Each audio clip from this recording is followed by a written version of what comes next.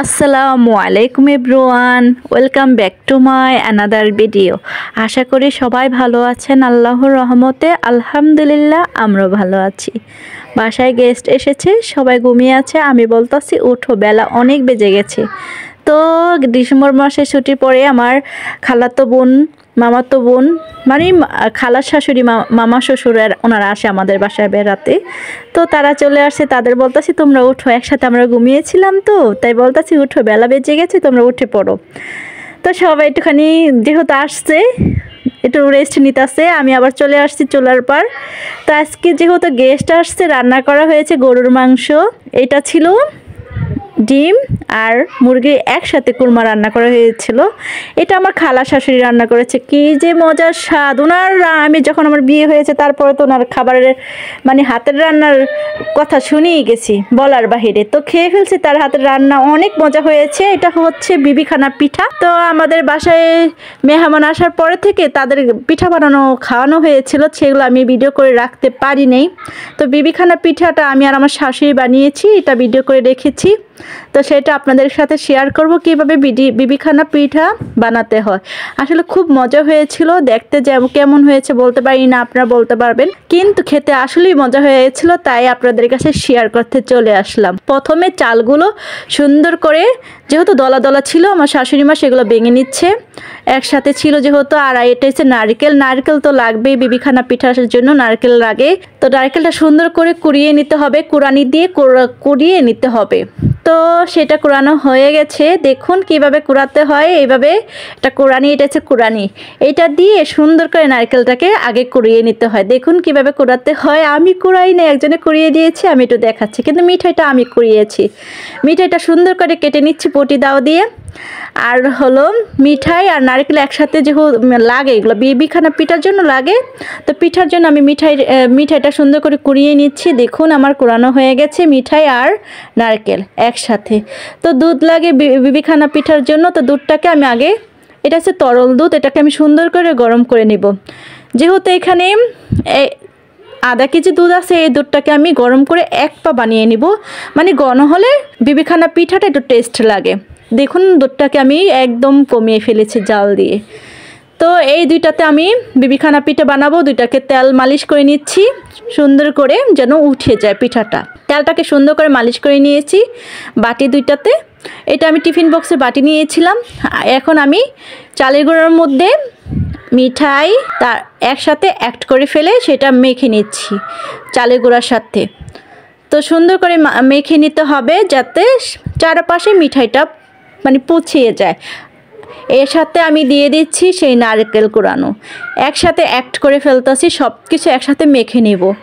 তো পরিমাণ মতো সব কিছু দিয়ে দিচ্ছি, যত মানে বিবিখানা পিঠাটা যত মিঠাই দিবেন পরিমাণ সব কিছুতে আছে। তো মিঠাই নারকেল এগুলো দিলে পরিমাণ মতন মজা হয়। তো এইগুলো আমি জড়ো জড়ো করে দিয়ে দিচ্ছি একসাথে, মিঠাই নারকেল একসাথে মেখে নিচ্ছি। সাথে আমার শাশুড়িও হেল্প করতেছে, মানে আমার শাশুড়ি আমাকে হেল্প করতেছে না, আমি আমার শাশুড়িকে হেল্প করতেছি, মানে আমি শাশুড়ির কাছ থেকে শিখে নিচ্ছি। আমার শাশুড়ি তো বলে বা মায়ের কাছ থেকে কী শিখেছ, কিছুই শিখি নাই, শাশুড়ির কাছ থেকে শিখতে এসেছি। এই যে দেখুন মাখা হয়ে গেছে, এর মধ্যে দিয়ে দিচ্ছি নারকেল, সব একসাথে মাখা হয়ে গেছে। তো এর মধ্যে দিয়ে দিচ্ছি 3টি ডিম। তো আমার যেহেতু চালের পরিমাণ কম, আমি 3টা ডিমই আমার এনাফ হয়ে যাবে। তো 3টা ডিম দিয়ে দিচ্ছি বিবিখানা পিঠা বানাতে জন্য, তার মধ্যে অ্যাড করে ফেলতেছি। 3টা ডিম একসাথে মাখিয়ে নিব সেই চালের গুঁড়ার মধ্যে। তো তার মধ্যে আমি এখন দুধ অ্যাড করে ফেলবো, সুন্দর করে মেখে নিব একসাথে। তো মেখে নিচ্ছি। তো এগুলো একসাথে মাখা হলে দারুণ একটা সুন্দর আসে একটা পিঠার, বিবিখানা পিঠা। তো দারুণ এই সুস্বাদু পিঠা বানাতে অবশ্যই দুধ, ডিম, মিঠাই, নারকেল অবশ্যই লাগবে বিবিখানা পিঠার জন্য। তো এই উপকরণগুলো রাখবেন, আর সাথে তো চালের গুঁড়া থাকবেই, তাই না বলুন? চালের গুঁড়োটা অবশ্যই রাখবেন। তো দেখুন আমি টিফিন বক্সে সেগুলো ঢেলে দিচ্ছি। পরিমাণ মতন অতিরিক্ত দেওয়া যাবে না, যদি অতিরিক্ত দেওয়া হয় তাহলে পড়ে যেতে পারে, তাই অতিরিক্ত দেওয়া যাবে না, পরিমাণ মতন দিতে হবে। তো আমার একটা বক্সে বেশি হয়ে গেছিলো, তাই আমি ওইটা থেকে কমিয়ে আরেকটা বক্সে রাখতেছি। তো দুইটা বক্স নিয়েছি, যেহেতু দুইটা বক্সে দেখুন হয়ে গেছে, দুইটা বক্সে লাগানো। তো দেখুন হয়ে গেছে পারফেক্ট। তো এখন এটা আমি ভাপে দিয়ে দিব। তো ভাপে দেওয়ার জন্য আমি রাইস কুকার ব্যবহার করেছি। আপনারা ইচ্ছে করলে রাইস কুকার ব্যবহার করতে পারেন। তো রাইস কুকার অনেক সুবিধা, মানে যে কোনো পিঠা বানাতে পারেন এই রাইস কুকারে। তো রাইস কুকার আমি গরম পানি চড়িয়ে দিয়েছি। পানিটা গরম হয়ে গেলে আমি সেই টিফিন বক্সটা এর মধ্যে অ্যাড করে ফেলবো। দেখুন পানিটা গরম হয়ে আসছে। তো এই টিফিন বক্সটা আমি তার মধ্যে দিয়ে দিয়েছি।